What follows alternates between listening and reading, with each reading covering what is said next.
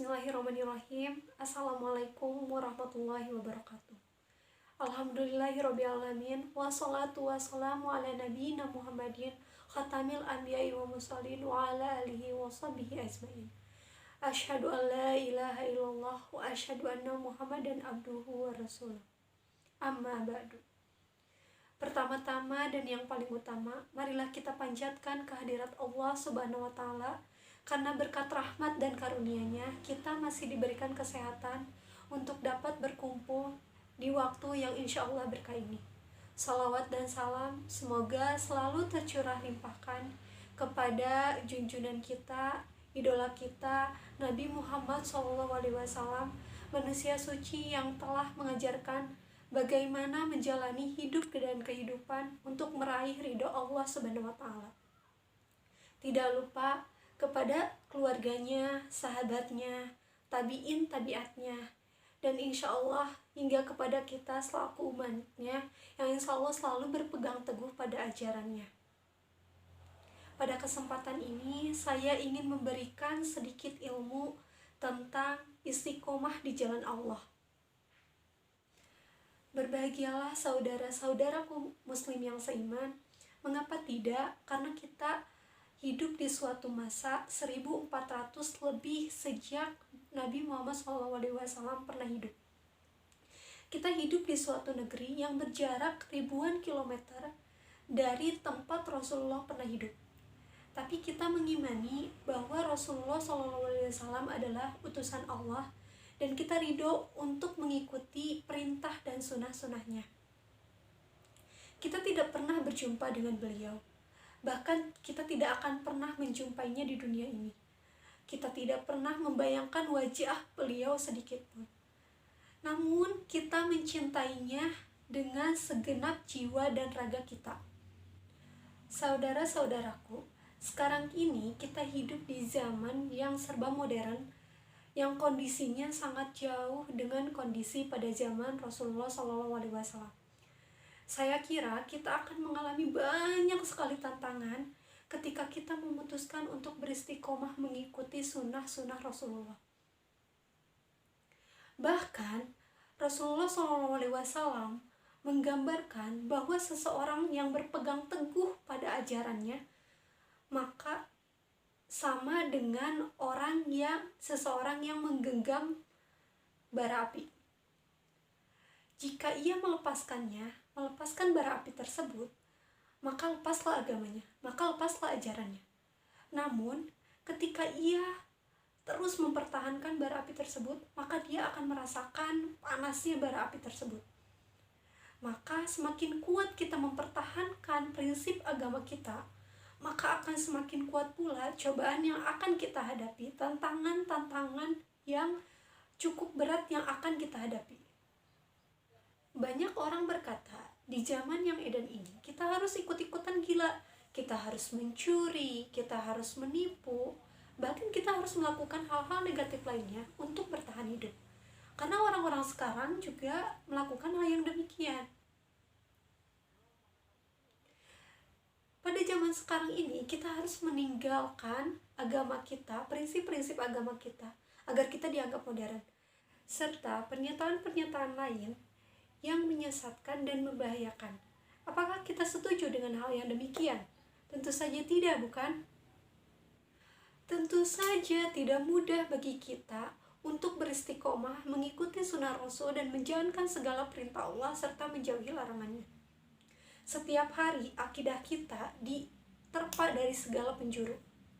Contoh, banyak sekali kita melihat kenyataan bahwa orang yang taat pada agama, mereka itu merasakan kesulitan dari segi ekonomi, dari kehidupan, itu mereka merasakan kesulitan. Namun, orang-orang yang tidak taat pada agamanya, tidak mengikuti ajaran-ajaran agama, mereka merasakan hidup yang makmur, berlimpah harta, kemewahan. Nah, kenyataan yang seperti inilah yang membuat orang-orang yang lemah terhadap imannya, mereka akan terguncang. Dan pastinya mereka akan berpindah atau meninggalkan ajaran-ajaran agamanya. Setiap hari juga kita disuguhi oleh tayangan-tayangan televisi maupun dari handphone yang menawarkan atau mengajak kita untuk berpola pikir destruktif. Tayangan-tayangan tersebut penuh dengan pornografi, porno aksi, tindakan kekerasan, dan hal-hal negatif lainnya, tindakan-tindakan buruk lainnya yang mengajak kita untuk berpikir atau untuk menentukan manakah yang baik dan mana yang salah untuk diri kita sendiri. Namun, sesulit apapun kondisi kita tidak diperkenankan menjual agama kita yang luhur ini dengan harga atau kedudukan duniawi yang sangat rendah, hina, dan juga murah. Seperti firman Allah dalam Quran surat Al-Baqarah ayat 41. A'udzu billahi minasyaitonir rajim. Bismillahirrahmanirrahim. Wala tashtaru bi ayati samanan qalila wa iyaya fattaqun. Yang artinya, janganlah kamu menjual ayat-ayatku dengan harga yang murah, dan bertakwalah hanya kepadaku. Dari ayat tersebut dapat dilihat bahwa kita harus takut dan bertakwa hanya kepada Allah. Bukan takut dibilang miskin, dibilang tidak modern, akan dijauhi oleh teman-teman, saudara, keluarga. Namun kita hanya takut kepada Allah, harus takut kepada Allah. Kita harus yakin bahwa Allah lah yang akan memberikan kita segalanya. Allah akan memberikan rizki yang tidak terduga, Allah akan memberikan rizki yang berlimpah, dan Allah akan melancarkan segala urusan kita jika kita bertakwa kepada Allah. Hanya kepada Allah.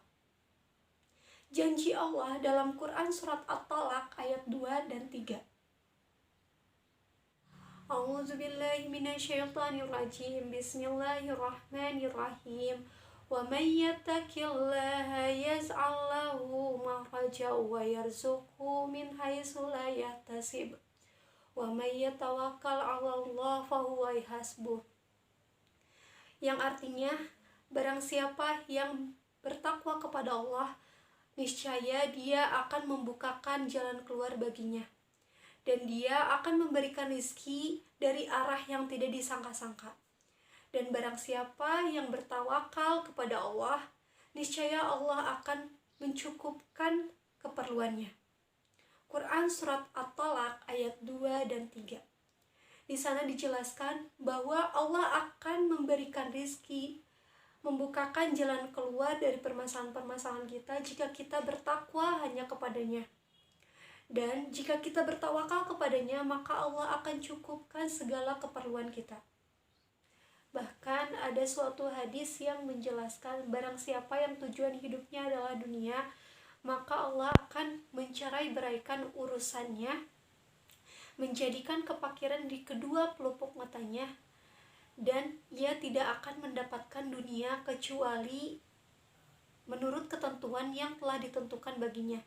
Namun barang siapa yang tujuan hidupnya adalah akhirat, maka Allah akan mengumpulkan segala urusannya menjadi kekayaan di dalam hatinya, dan dunia akan mendatanginya dengan keadaan yang hina.